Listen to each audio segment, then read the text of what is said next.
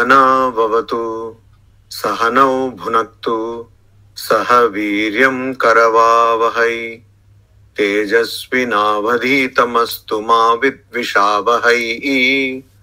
ओम शांति शांति शांति। हरि ओम। भगवद गीता সপ্তম অধ্যায়। এর আগে আমরা দেখলাম 14 নম্বর শ্লোক। ওখানে ভগবান শ্রীকৃষ্ণ বলছেন, দৈবী হি এষা গুণময়ী মম মায়া দুরত্যয়া মামেব ये প্রপদ্যন্তে মায়াম এতাম তরন্তি তে। অর্থাৎ এই যে 3 গুণের যে মায়া, সেটা আমার দ্বারা সৃষ্টি করা, আর এটা দুরত্যয়া অর্থাৎ এটাকে পার করা খুব কঠিন।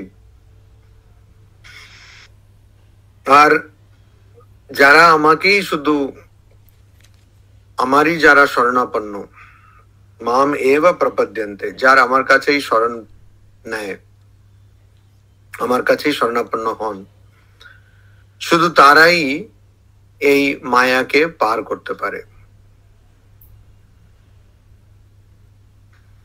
তো এই মায়াটাকে পার করা ভগবান সৃষ্টি করেছেন, আর মায়া পার করাটা খুব কঠিন, দুরত্যয়া।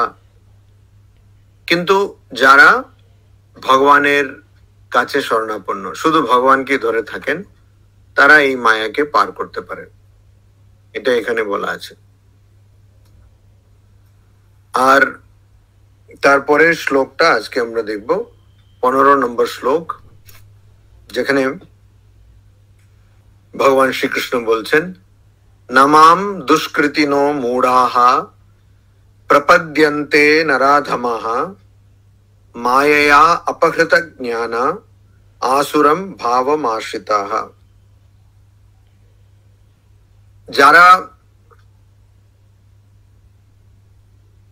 ভগবানকেই ধরে থাকেন, ভগবানেরই শরণাপন্ন হন, তারা মায়াকে পার করতে পারেন। কিন্তু যারা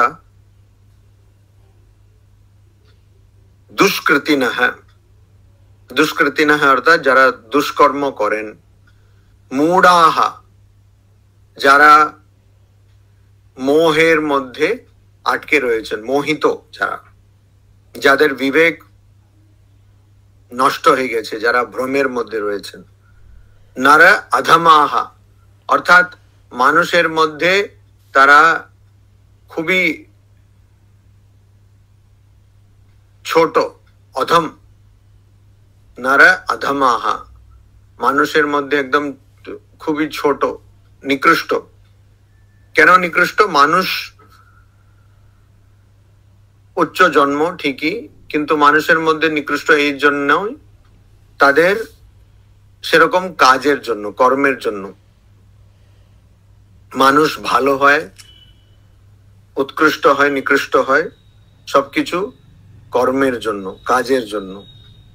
মানুষ কাজ দিয়ে জীবনে নিজের পরিচয় পায় আর কি, নিজের কাজ দিয়ে।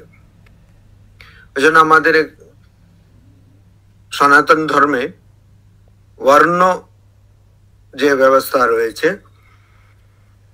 ভগবান শ্রীকৃষ্ণ গীতাতে বলছেন, সেটা হলো গুণ কর্ম বিভাগশঃ। সেটা গুণ আর কর্মকে আশ্রয় করে, ওটাকে আশ্রয় করে বর্ণ। একজন যে বিদ্যা চর্চা করছে, আধ্যাত্মিক জীবন যাপন করছে, সে ব্রাহ্মণ। যে ব্যবসা করছে, লাভ কি করে বাড়াতে হবে সেটা দেখছে, সে বৈশ্য। এ ধরনের নিজের কর্ম দিয়ে বর্ণের ঠিক করা হয় কোন বর্ণটা কার হবে, নিজের কর্ম আর নিজের গুণ দিয়ে। তো মানুষ একদিকে নর অর্থাৎ মনুষ্য জন্ম যার আছে, শারীরিকভাবে যার মনুষ্য জন্ম রয়েছে, কিন্তু হয়তো তার আচরণ এমন, তার কাজ এমন যে সে পশুর থেকেও নিকৃষ্ট কাজ করে। তো যারা দুষ্কৃতি না হয়, অর্থাৎ কি দুষ্কর্ম বললে কি বোঝায়?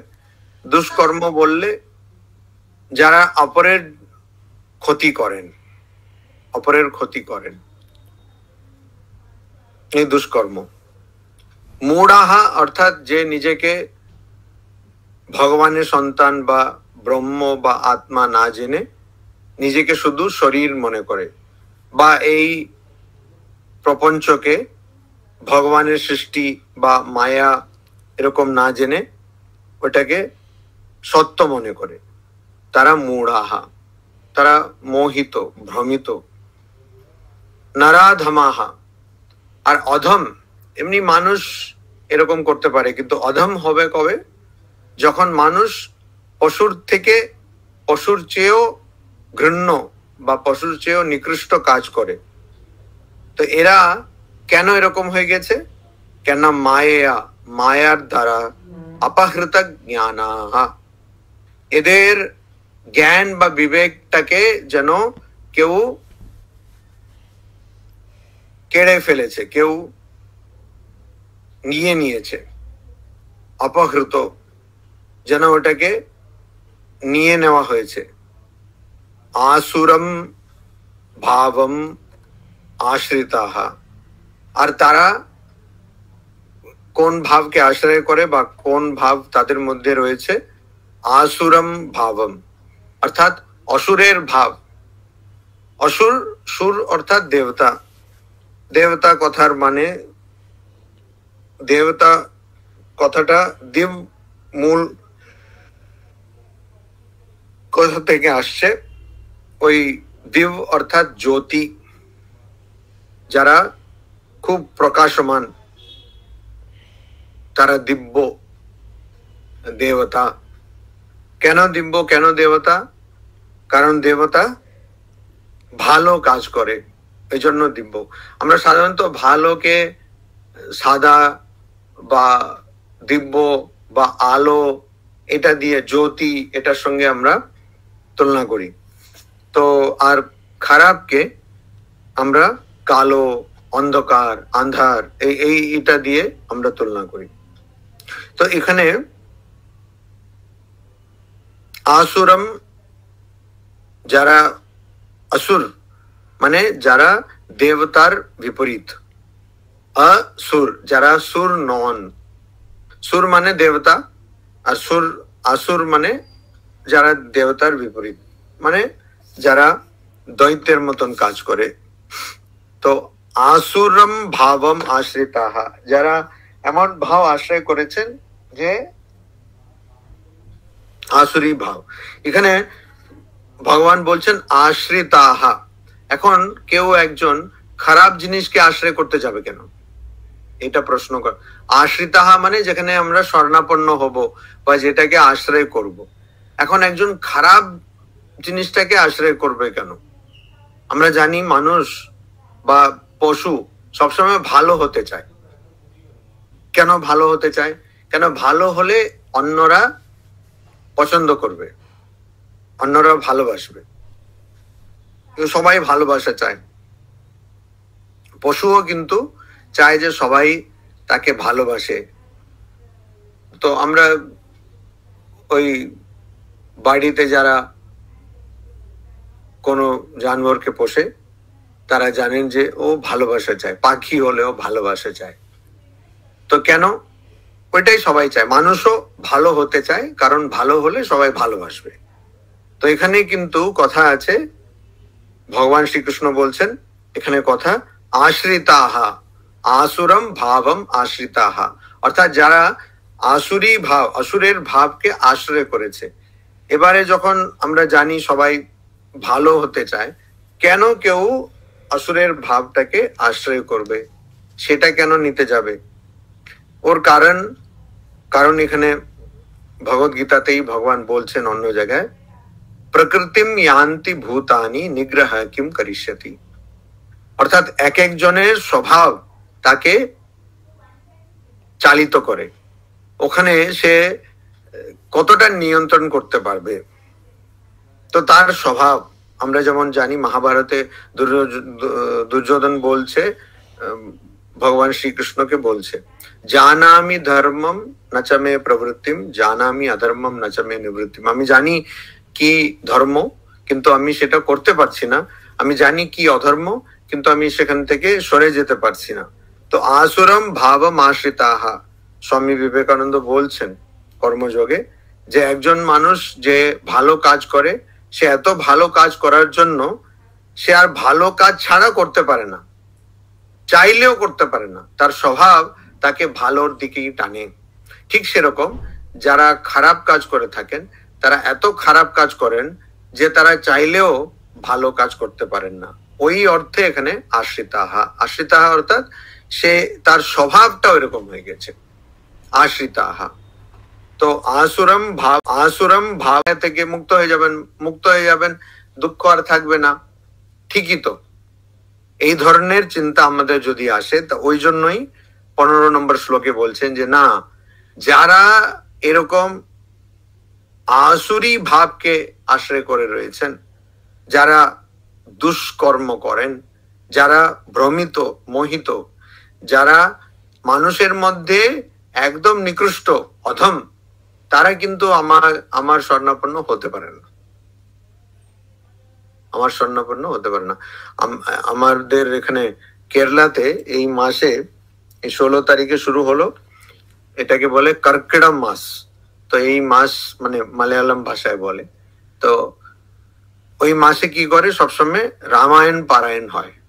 প্রত্যেক বাড়িতে মন্দিরে রামায়ণ পারায়ণ হয়। অনেক সময় এমন হয় যে মন্দিরে কাউকে লাগিয়ে দেওয়া হয়েছে, শুধু উনি পারায়ণ করছেন, পিছনে দেখছেন আর কেউ নেই, এরকম হয়। কিন্তু এরকম আর কি রেওয়াজ, পারায়ণ হয়। পারায়ণ মানে একজন ছিলেন এഴുത്തച്ഛൻ, মানে ওনাকে মালয়ালম ভাষার পিতা বলা হয়। তো উনি একটা যেন পাখি, টিয়া পাখি বলছে, এরকম টিয়া পাখির মুখ দিয়ে রামায়ণ লিখেছেন, একটা বড় কাব্য রচনা করলেন। সেই কাব্যটা সেটাকে পাঠ করা হয়। তো রামায়ণে আমরা কি দেখছি,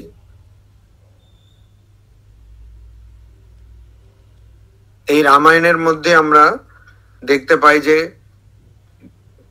রামায়ণটা কে লিখেছে, বাল্মীকি লিখেছেন। বাল্মীকি কে ছিলেন?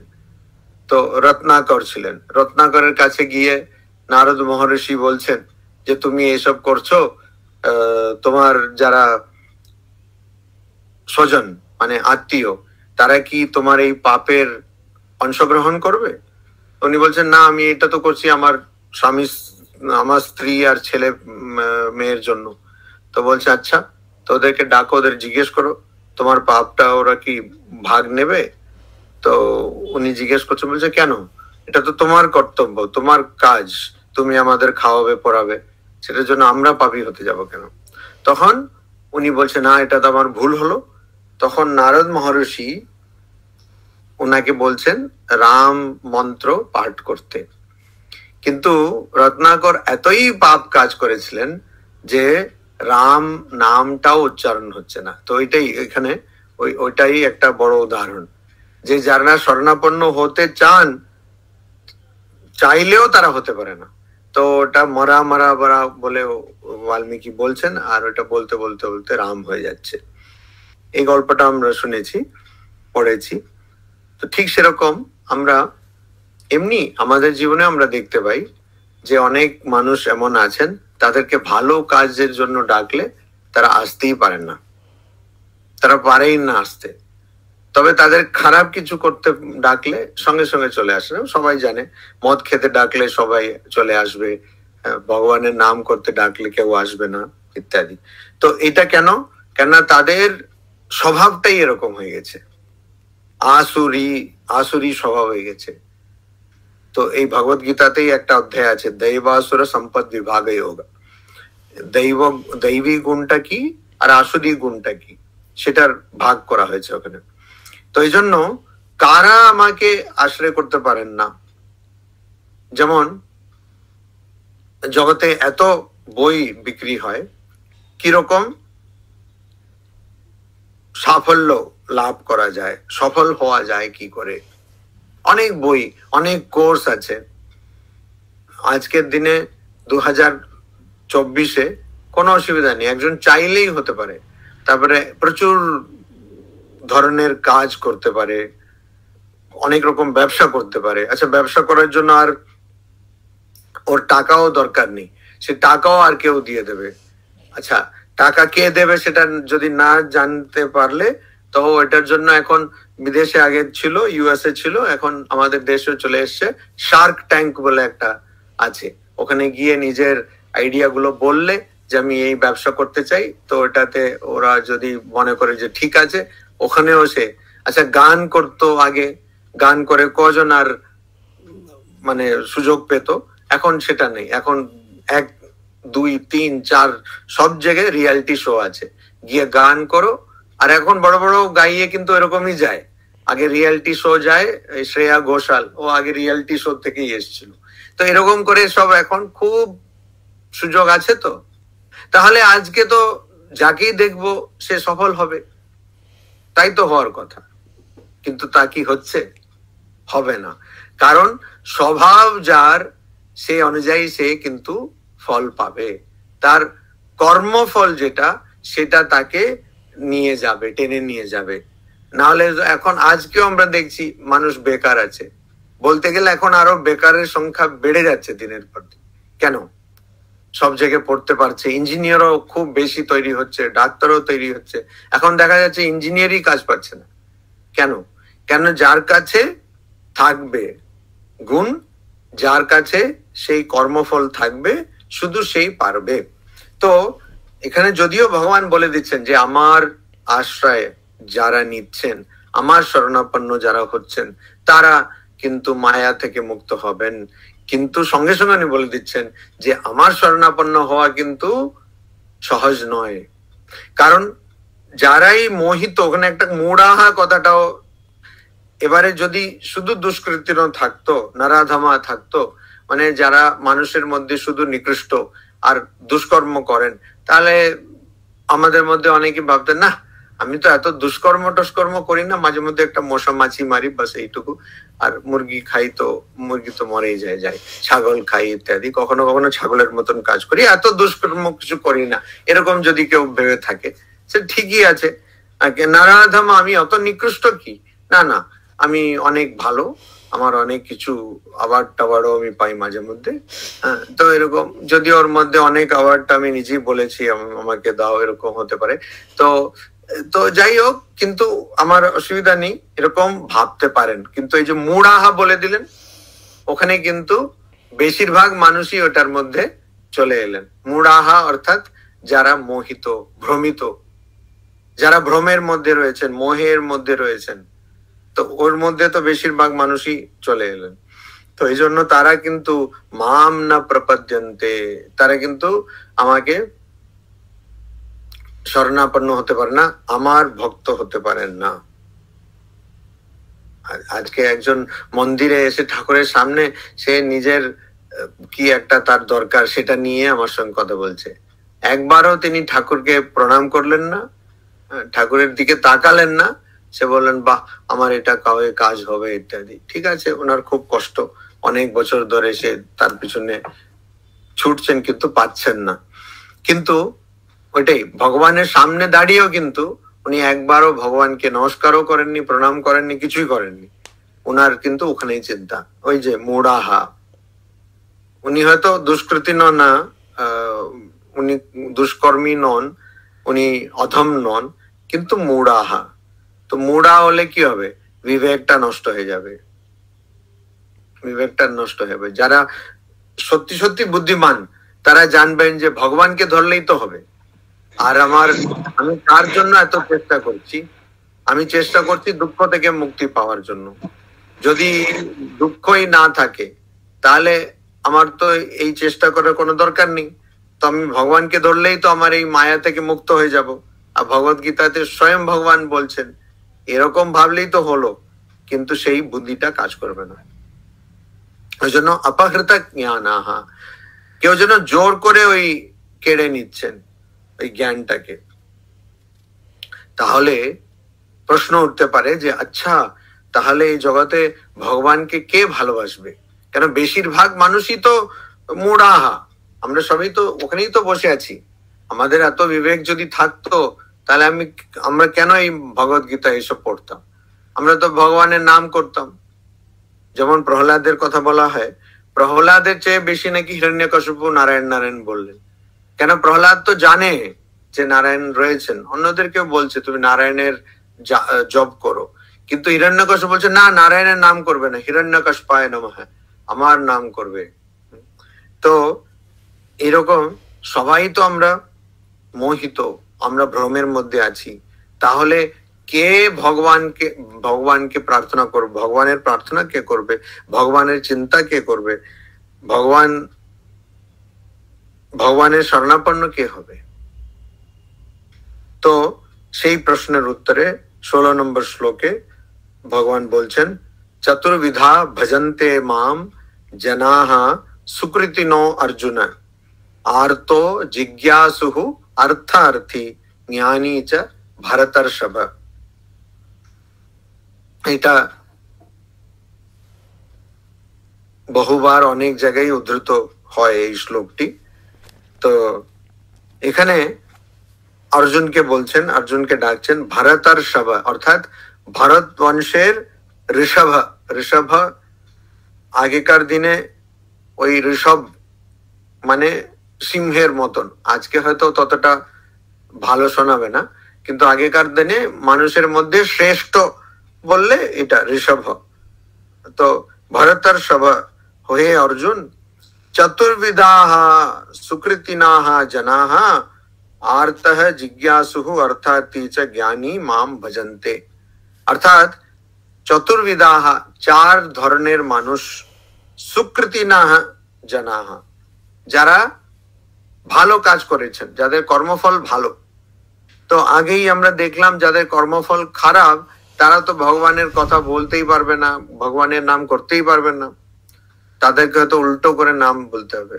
ওই রামা রামা মারা মারা বললে মর গিয়া মারা মারা মারা মারা রামা হয়ে যাবে।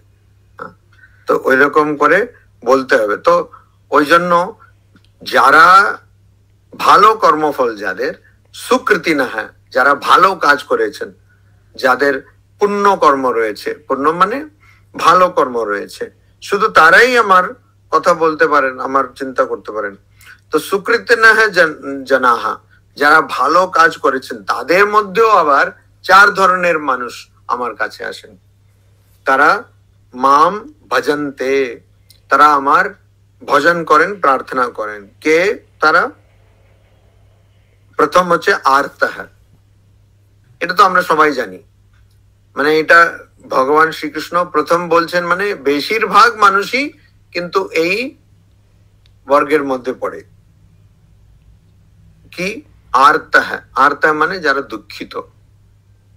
কবীর দাস বলছেন না, দুঃখ মে সুমিরন সব করে, সুখ মে করে না কোয়, जो সুখ মে সুমিরন করে তো দুঃখ কাহে কো হয়। যে দুঃখের সময় সবাই প্রার্থনা করে আর সুখের সময় কেউ করে না। আর যদি সুখের সময় সবাই প্রার্থনা করতো তাহলে দুঃখ হতোই না।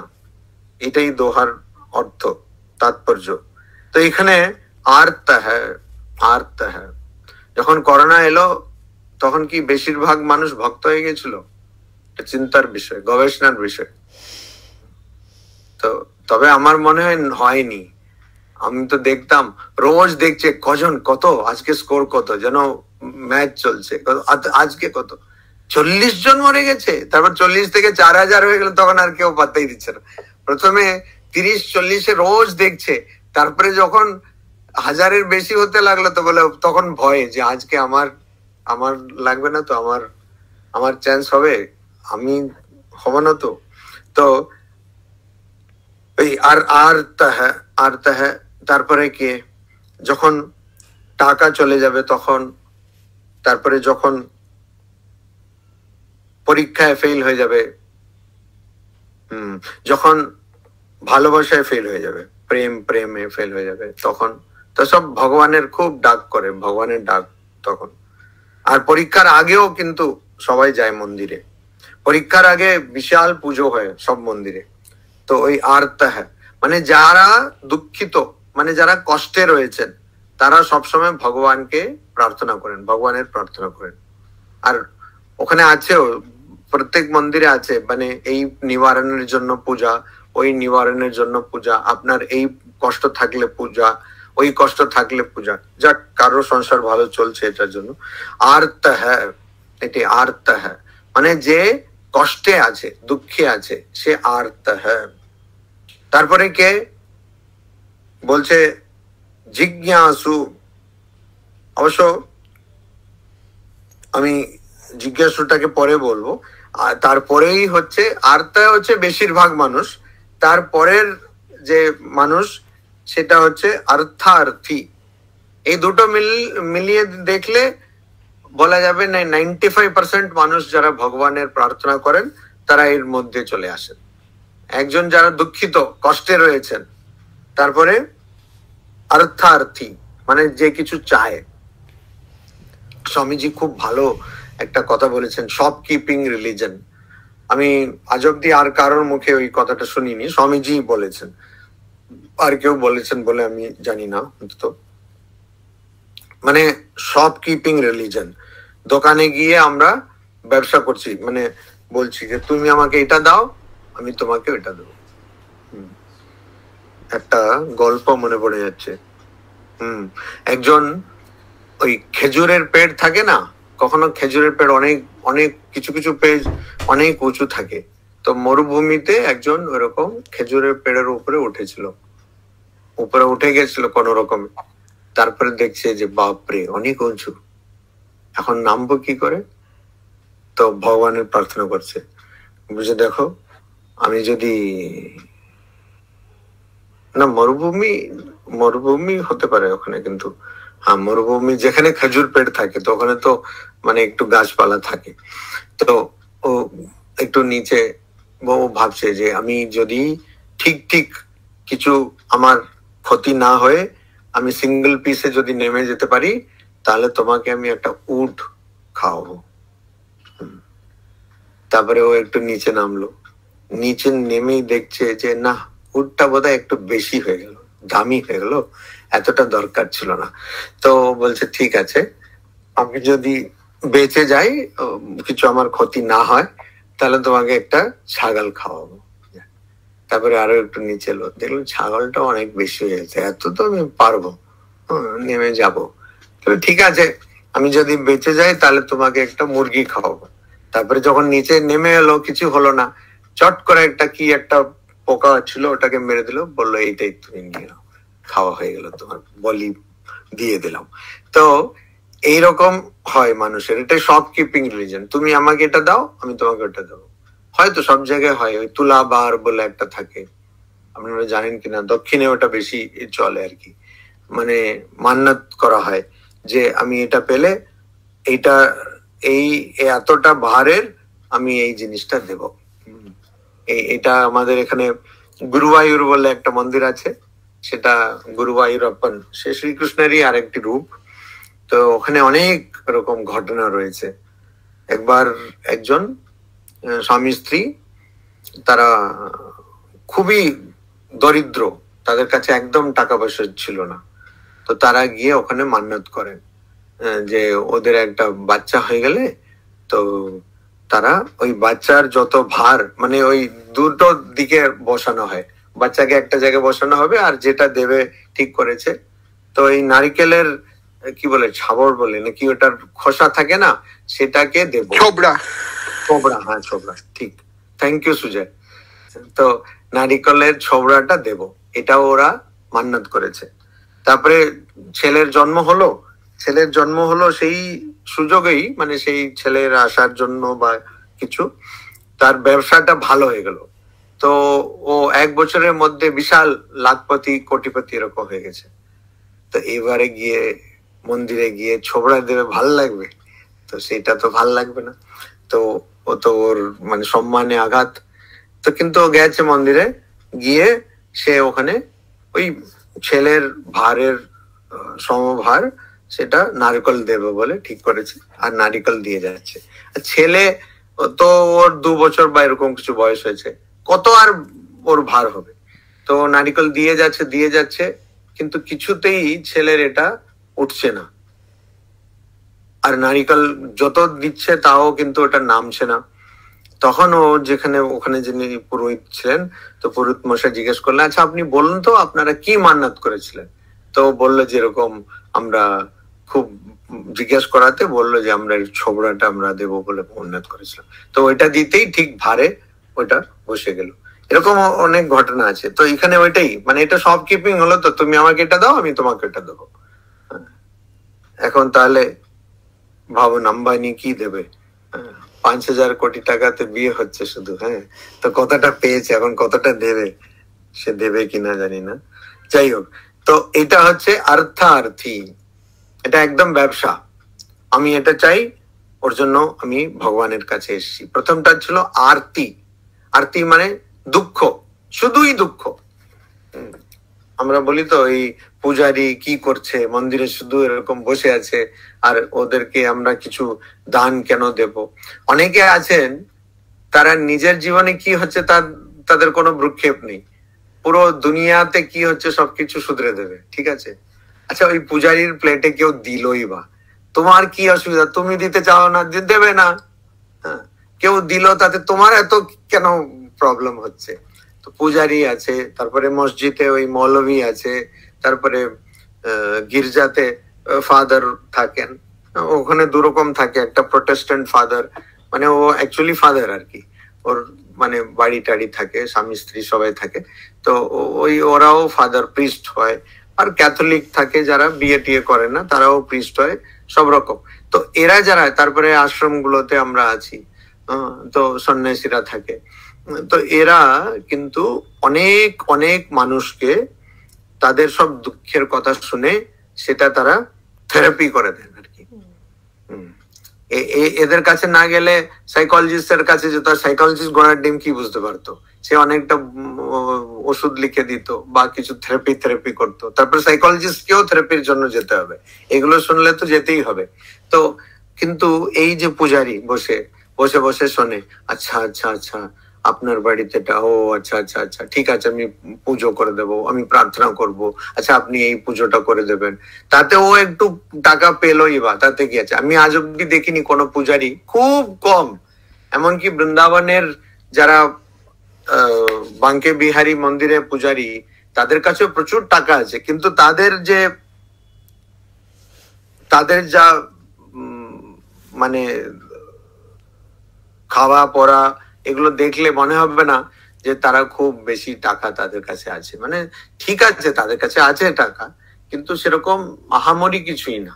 তো যারা খুব বড় বড় মন্দিরেও পূজারি, তারা ঠিক আছেন, মানে এত বড় একটা সিইও, ভালো কোম্পানির সিইওর ধারে কাছে তো তারা যাচ্ছে না। আপনি বলবেন ও সিইও তো খেটে খাচ্ছে, এ কি করছে? মন্দিরে প্রচুর কাজ থাকে, কিন্তু মন্দিরে প্রচুর কাজ থাকে আর খুব খাটনি থাকে, আর ওইসব করার জন্য কেউ থাকে না। তো ওদেরকে সত্যি মতো মানে খুব রীতিমতো সত্যি সত্যি খাটতে হয়। আর তারপরে এই যে কাউন্সিলিং এগুলো হয়।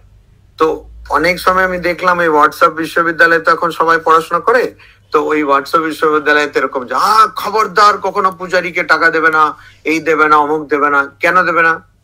তুমি যাচ্ছ মন্দিরে, পুজো সে করে দিচ্ছে, তোমার যত দুঃখের কথা সে শুনছে, তাকে দেবে না কেন?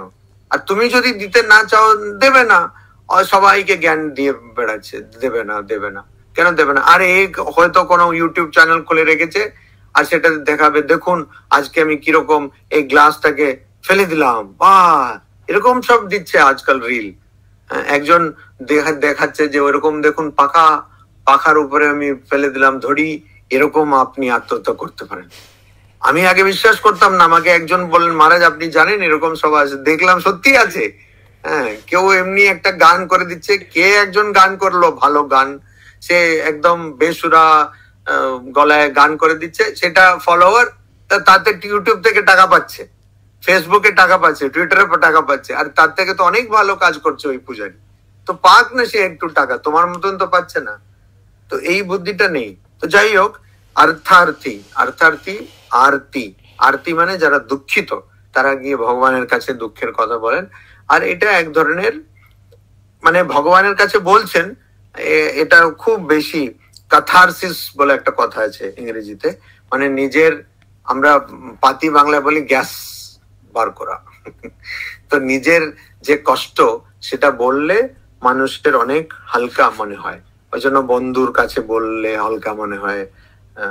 তো বন্ধু তো এখন আর ওরকম শুনতে চায় না, তো এই জন্য এরকম গিয়ে বললে। আবার ইন্টারনেটে অনেক সাইট আছে যেখানে অপরিচিত মানুষ আপনার কথা শুনবে, হ্যাঁ, ভলান্টিয়ার, তারা কোনো টাকা নেয় না, এরকম প্রচুর সাইট। তো ওই ওখানে সব যেতে কিন্তু সাবধানে যেতে হবে, এখন সাইবার ক্রাইম কত, ওখানে আবার নাম টাম নিয়ে তারপরে আবার কি সব করতে লাগে। তো আরতি, মানুষ যখন কষ্ট পায় তখন আমার কাছে আসে, যখন মানুষ কিছু চায় তখন আমার কাছে আসে। তো বেশিরভাগ মানুষ, যেমন আগে বললাম, মানে 95% মানুষ এটার মধ্যে পড়ে যায়। তারপরে কে আছে? জিজ্ঞাসু, জিজ্ঞাসু মানে যে জানতে চায়। জানতে চায় মানে নিশ্চয়ই যে জানতে চায় নিউক্লিয়ার ফিজিক্স কি, সে তো আর মানে মন্দিরে যাবে না, নিউক্লিয়ার ফিজিক্স এর যেখানে পড়াশোনা হয় সেখানে যাবে। জানতে চায় অর্থাৎ তার নিজের স্বরূপ জানতে চায়, বা এই সংসারের স্বরূপ জানতে চায়, কি সত্য সেটা জানতে চায়, আদৌ কিছু সত্য আছে কি না সেটা জানতে চায়, নিত্য কি জানতে চায়, বা এগুলো কোথায় যাচ্ছে এটা জানতে চায়। এইটা মানে এগুলো কি যা দেখছি, এসব দেখছি পড়ে যাচ্ছে, মরে যাচ্ছে, পাল্টে যাচ্ছে, সেগুলো কি সত্য, এটা জানার জন্য আমার কাছে আসে। খুব কম, খুব কম যায়, ওই 5%-এর মধ্যেও অনেক কম মানুষ এরকম যায়। জিজ্ঞাসু, জ্ঞাতুম ইচ্ছা, জিজ্ঞাসা, জানার ইচ্ছা, ওটাকে জিজ্ঞাসা বলে। আর জিজ্ঞাসু যে জানতে চায়, কি জানতে চায়? ওইটাই, সত্য কি, ভগবান কি। ঠাকুরের কাছে গিয়ে নরেন বলছেন যে ভগবান কি আছে, আচ্ছা ওকে কি দেখতে পাওয়া যায়, এটা সত্যি সত্যি জিজ্ঞাসা। ওই জন্য ঠাকুর বললেন অবশ্যই আছে, আর আমি তোমাকে যেমন দেখছি তার চেয়েও ভালো করে দেখতে পারছি ভগবানকে। আপনি কি ভগবানকে দেখেছেন? হ্যাঁ, দেখতে পাই। তো সেই প্রশ্নই আরেকজন করলো, তখন ঠাকুর বলছেন আমি দেখেছি না দেখেছি তার তোমার কি যায় আসে। মানে এরকম ঘটনা। তো ভগবান জানেন কে ঠিক ঠিক জিজ্ঞাসু। এমনি এখানে পড়া হয়েছে ভগবত গীতাতে বলে, ওখানে বললে হয় না, ওখানে নাটক করা বা অভিনয় করা চলবে না। তো জিজ্ঞাসু, জিজ্ঞাসু। তারপরে জ্ঞানী, জ্ঞানীকে, জ্ঞানী যে জানে, যে জানে এটাই সত্য, যে জানে ভগবানকে, যে আত্মা ব্রহ্মকে জানে, সেও আমার সঙ্গে দেখা করতে আসে। ওইখানে ওই গুরুবায়ুর মন্দিরেরই কথা বলছি, ওই নারায়ণ ভট্টাদ্রি বলে একজন ছিলেন। নারায়ণ ভট্টাদ্রির কি কাজ ছিল? সকালে উঠেই উনি গুরুবায়ুরপ্পনের সঙ্গে কথা বলতেন, 8 ঘন্টা কথা বলতেন, তারপরে উনি কথা বলে চলে যেতেন। তখন সব পূজারী মন্দির টন্দির খুলে আর পুজো হতো, মানে স্নান টান করিয়ে পুজো হতো। তো সকালবেলা একদম এই ভগবান ওনার সঙ্গে কথা বলবেন, হ্যাঁ, চায় পে চর্চা। তো এটা আর উনিও কথা বলবেন, এরকম হচ্ছে। তো উনি কিন্তু নারায়ণীয়ম বলে যে গ্রন্থটি সেটা লিখেছেন। নারায়ণীয়মকে বলা হয় সংক্ষিপ্ত ভাগবত।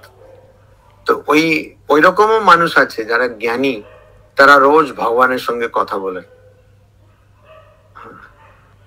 ভগবানের সঙ্গে কথা বলেন, আর তারা সবসময় ভগবানের সঙ্গে আছেন, ভগবানের প্রার্থনা করেন, ভগবানের ধ্যান করেন।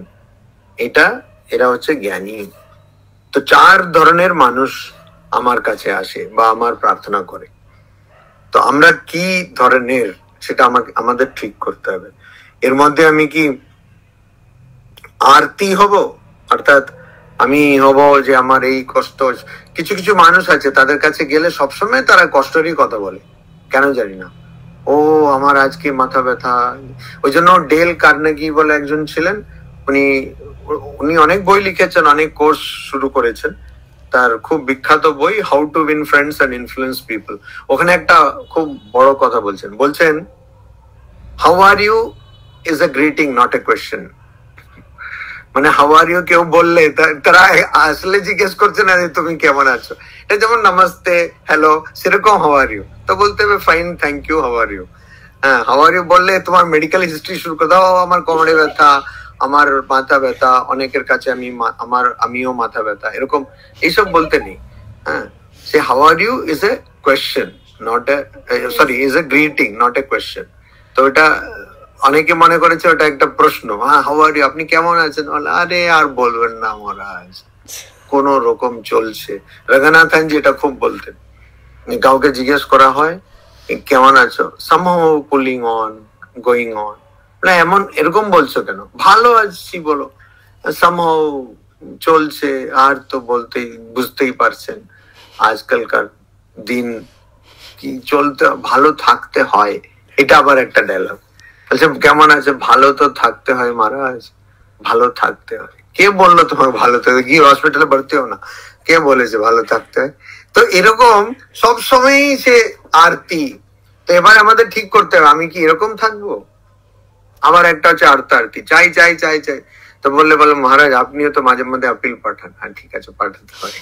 আমি না পাঠালে আমাকে জিজ্ঞেস তুমি কি করছোটা কি, কাজই করছো না কিছু। তো সেটা ঠিক আছে, কিন্তু আপিলে না টাকা এলেও কোনো যায় আসে না। বলে এখন আর পরে ডোনেশন না দেবেন এরকম করবেন না। হ্যাঁ ঠিক আছে, ওইটাও ফুটপ্রিন্টে বলতে হবে না, ফুট নোটে বলতে হবে। তো সবসময় চায় চায় চায় করে যে আমার এখন নেই, আচ্ছা এটা করতে হবে, ওটা করতে হবে, না আমি এখন এটা হয়ে যাক তারপরে আমি এটা করব, ওটা হয়ে যাক ওটা করব। সবসময় কিছু তাদের, সবসময় মানে তাদের চাহিদা শেষই হয় না।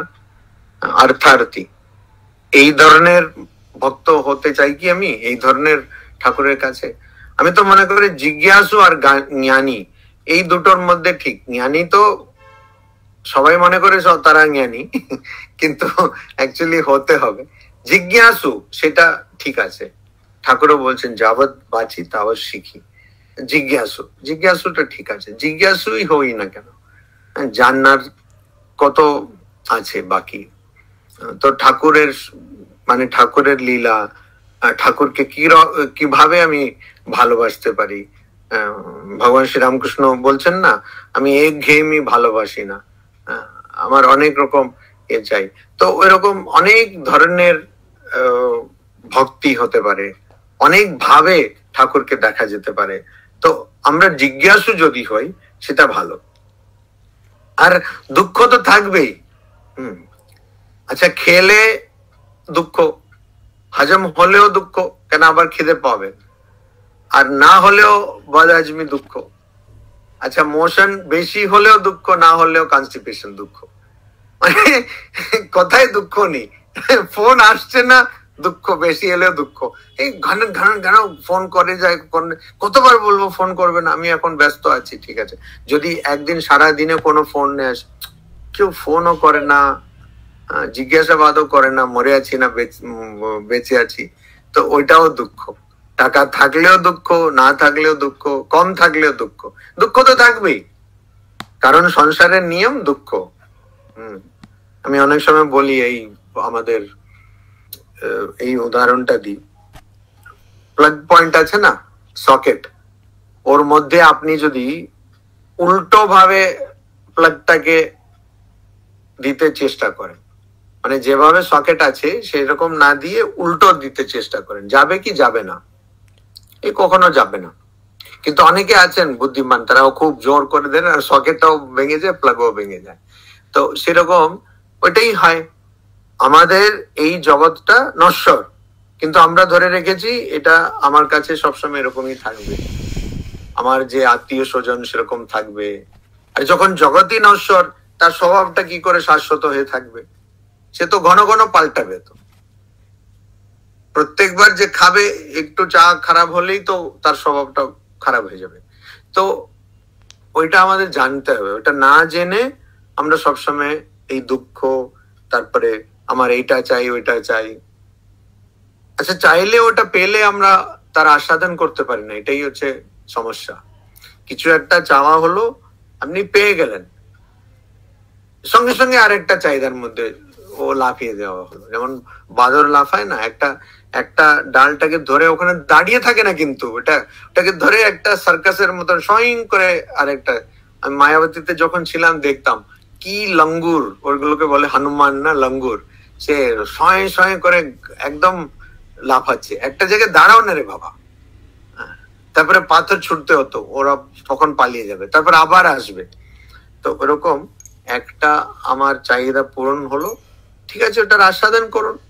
আপনি একটা নতুন কাপড় কিনলেন, এটা একটু ওটা এনজয় করুন না, যে করতে পারবেন না, হয় বলবে হ্যাঁ এই কাপড়, আচ্ছা ও আর একটা ছিল না, ওইটা কিনলে আরো একটা ভালো হতো। যাই হোক, এটা পেলাম, এত টাকা তো ছিল না, নাহলে সোনার কিনতাম, যেমন ওরা পড়েছে না বিয়েতে। সবাই তো ওই বিয়েরই কথা বলছে এখন, আমি আর কি আলাদা কি বলবো। আমার মনে হয় ওই ভাগবত যখন পাঠ হয় না, তখন ওই কি রুক্মিণী স্বয়ম্বর এরকম এখানে দক্ষিণে করা হয়, তো আর ওই রাধা কৃষ্ণ এইসব কথা বলা হয়। আমার মনে হয় জগতে ওই ভগবানের বিয়েরও অত প্রসঙ্গ হয়নি যতটা এই বিয়ের সম্বন্ধে হচ্ছে। যাই হোক, তো এখন এটা হয়ে গেল, আমি তো এটা পেলাম না, আচ্ছা আর ওখানে গেলে ভালো হতো। যা পেয়েছি সেটার আস্বাদনও আমরা করতে পারি না। কেন? কেননা ওই আগে বলেছে না, দুষ্কৃতি না মূঢ়াহা, এই মূঢ়াহা মোহিত ভ্রমের মধ্যে আটকে রয়েছি। এই জন্য অপহৃত জ্ঞানা, ভালো করে রান্না করে বা কোনো রেস্টুরেন্টে গিয়ে খেতে পারে না মানুষ। দেখছি তো রেস্টুরেন্টে গেলেই সব হয় ওই মোবাইল ফোনের মধ্যে আছে, না হলে কি স্বামী স্ত্রী বসে আছে, মনে হচ্ছে এই ডিভোর্স হয়ে যাবে, এরকম বসে আছে, তাদের ওই ছিরি বসে আছে। আচ্ছা বাবা একটু আনন্দে খাও না, একটু গল্প টল্প করে খাও না, কি প্রবলেমটা কি? এই আনন্দটাই নেই দেখছি, নিরানন্দ। এই গান আছে না, আমায় নিরানন্দ করো না, তো এখন করে দিচ্ছেন মা করছেন না, আমরা নিজেই হচ্ছি। তো এই জন্য এখানে জিজ্ঞাসুহু আর জ্ঞানী, এই দুটো আমাদের হতে হবে। জ্ঞানীকে সে ওইটা পরের শ্লোকেও বলছেন, কিন্তু জ্ঞানী যেটা নিত্য পরম তত্ত্ব সেটাকে জেনে এই জগতে যেগুলো নশ্বর, মানে সবকিছুই নশ্বর, সেগুলোকে ত্যাগ করেছেন। তো 17 নম্বর শ্লোকে ভগবান শ্রীকৃষ্ণ বলছেন,